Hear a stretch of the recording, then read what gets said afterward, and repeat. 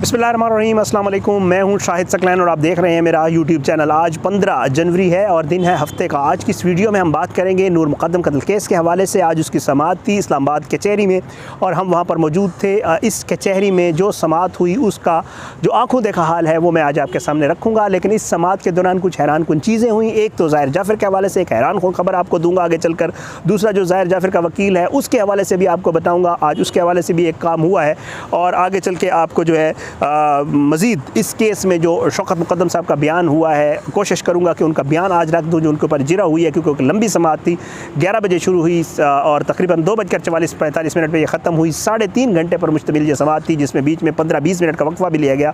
तो शायद आज की इस 10 मिनट की वीडियो में ये सारी चीज़ें आपके सामने ना रख सकूँ, लेकिन मेरी कोशिश होगी कि जो कुछ हुआ, जो इवेंट्स थे वहाँ पर, जो मौजूद थे लोग और जो कुछ हुआ उसका खुलासा इस वीडियो में आपके सामने रख देता हूँ। और इंशाअल्लाह जो इन चीज़ों की तफसील होगी इंशाअल्लाह आगे मैं 1-2 वीडियोज़ मज़ीद करके, क्योंकि परसों यानी डे आफ्टर टुमारो मंडे वाले दिन जो है इस केस की एक और समाअत भी है। तो उससे पहले इंशाअल्लाह जो इस समाअत की चीज़ें फैक्ट्स बेस जो चीज़ें वहाँ पेश की गई वो आपके सामने इंशाअल्लाह रख दूँगा। बहरहाल जी, आज ये समाअत सुबह जो है इसका टाइम पता चला था कि 11 बजे है, लेकिन 11 बजे ये समाअत शुरू नहीं हो सकी। 11:15 के आसपास ये समाअत शुरू हुई। और आज जैसे मैं आपको गुज़श्ता वीडियो में बता चुका हूँ कि जी जो है वो शौकत मुक़द्दम साहब का बयान था। तो शौकत मुक़द्दम साहब का बयान जो है वो तकरीबन 11:15 बजे के करीब शुरू हुआ। शौकत मुक़द्दम साहब आए और वकला के जो मुल्ज़मान के वकला हैं वो सारे मौजूद थे, माँ सिवाय सिकंदर ज़ुल्करनैन के, जो कि ज़ाहिर जाफ़र के वकील हैं। और सिकंदर ज़ुल्करनैन की जगह शहरयार जो पुराने स्टेट कौंसल थे वो मौजूद थे आज।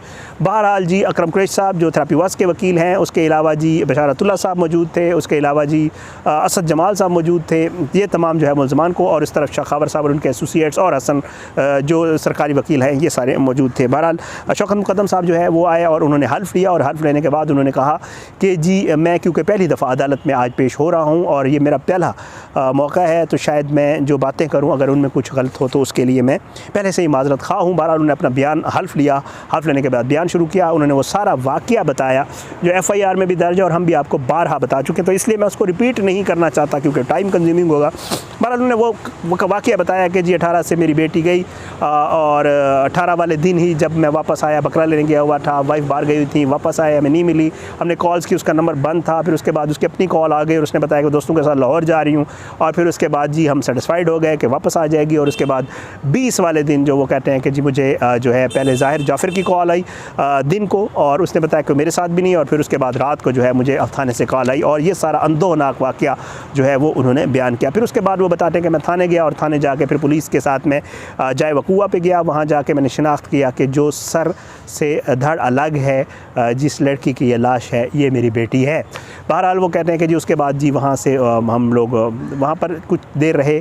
मैं खुलासा ही बता रहा हूँ आपको। देर रहने के बाद फिर हम वापस गए और डेड बॉडी जो है वो हॉस्पिटल भेजी गई। दूसरे दिन पोस्टमार्टम हुआ। पोस्टमार्टम के बाद जो नूर की बॉडी है वो हमारे हवाले की गई और हम तदफीन तजहीज़ में मसरूफ़ हो गए। और फिर उसके बाद उन्होंने अपना बयान आगे चलाया। 24 तारीख का उन्होंने बताया कि 24 तारीख वाले दिन मैं और जवाद जहाँ जो है हम दोनों गए थाने में और थाने जाकर जो है वहाँ ज़ाहिर जाफ़र से तफ्तीश हो रही थी और ज़ाहिर जाफ़र जो है उसने इंकशाफ किया कि जी जो नूर का मोबाइल है वो मैंने छीना था और मैंने छुपाया था, वो मैं बरामद करवा सकता हूँ। बहरहाल वो कहता है कि जी इसके ऊपर फिर वकला में आपस में बहस भी हुई क्योंकि जो मुल्ज़मान के वकला हैं उन्होंने एतराज़ उठाया कि जी रिकवरी की हद तक बात करें, जो कत्ल किया है और जो बाकी बातें आप कर रहे हैं, जो ज़ाहिर ने बयान दिया वो आप ना बताएं, सिर्फ ये बताएं कि उसने बताया कि जी। बहरहाल उस पर इत्तफ़ाक़ हो गया और मामला जो है वो आगे चल पड़ा। बहरहाल उसके बाद जी बताते हैं कि जी ज़ाहिर ने बताया कि नूर मुक़द्दम को कत्ल करने से पहले मोबाइल छीना था और ज़ाहिर को लेकर जो है वहाँ पर गए और नूर का मोबाइल जो है फर्स्ट फ्लोर पे कमरे के अंदर अलमारी से निकाल कर दिया, जो मैंने और जवाद जहान ने जो है वो शनाख्त किया और उसके बाद जो है साइन वगैरह करके दिया। बहरहाल 24 जुलाई के वो बताते हैं कि जी इसी के ज़ाहिर के इंकशाफ के ऊपर जो है थेरेपी वर्क्स के मुलाजमीन उनके नाम बताए, दिलीप कुमार, वामिक रियाज़, अब्दुल हक, अमजद और उसके अलावा जो वालिद है ज़ाकिर और वालिदा असमत, जमील, खनसामा, माली और चौकीदार, इनको भी जो है ज़ाहिर के बयान की रोशनी में जो है दरख्वास्त दी कि जी इनको भी शामिल तफ्तीश किया जाए, और इन्होंने एयानत की है ज़ाहिर की कत्ल में, और इन्होंने शहादत ज़ाय करने में मौके भी मुर्तकिब हुए हैं, तो इनको भी शामिल तफ्तीश किया जाए। मैंने दरख्वास्त दी कि इनके ख़िलाफ़ कार्रवाई की जाए। बहरहाल इसके बाद जी वो आगे चल के बताते हैं कि 8 अगस्त को जो है बयान दिया, और CCTV फुटेज जो है वो कैमरों की फुटेज मैंने देखी एक बंदे की मौजूदगी में, पुलिस की बंदे की मौजूदगी में, और मैंने बयान दिया IO को कि मैं जी बरोज़ वकूआ 20 जुलाई को जो नूर मुक़द्दम छलांग मारकर गेट की तरफ जाती है वो सारा कुछ जो है मैंने बयान किया। तो घर का माली वहाँ पर मौजूद था और गेट पे खड़ा था, और इसने गेट नहीं खोला और नूर को जो है बाहर भी नहीं जाने दिया, तो जान मोहम्मद माली जो है वो भी उसमें नज़र आ गया। फिर वो कहते हैं शौकत मुक़द्दम साहब के ताहिर ज़हूर और जो असमत है और जाकिर है, इनका आपस में CDR मैंने देखी, CDR जो पुलिस ने निकलवाई थी उसके मुताबिक इनका आपस में राबता रहा था। तो इस बिना पर मैंने इनके हवाले से भी कहा कि इनको भी जो है शामिल तफ्तीश किया जाए, और ताहिर ज़हूर के कहने पर थेरेपी वर्क्स के लोग वहाँ पर गए थे। तो बहरहाल उसके आगे जी उन्होंने कहा कि जी मेरी किसी के साथ ज़ाती दुश्मनी नहीं है, मैंने मुल्क की खिदमत की है, और नाहक जो है मेरी बेटी का कत्ल हुआ है, ये बहुत बड़ा जुल्म हुआ है। मेरी बेटी जो है वो मेरी बेटी नहीं थी, वो तमाम जो है बेटियों का सवाल है, सिर्फ मेरी बेटी का सवाल नहीं है। और जो मुल्ज़िम है ज़ाहिर जाफ़र, इसने एक बहुत भयानक जुर्म किया है और इसने जुर्म का इर्तिकाब किया, इसलिए इसे सज़ाए मौत सुनाई जाए। ये बयान था, खुलासा आपको बयान कर दिया शौकत मुक़द्दम का। इसके ऊपर फिर जिरा थी वो मैं अगली इंशाल्लाह वीडियो में आपके सामने रखूँगा, लेकिन इसके अलावा 2 चीज़ें और थी वो मैंने आपको बतानी है इसी वीडियो में।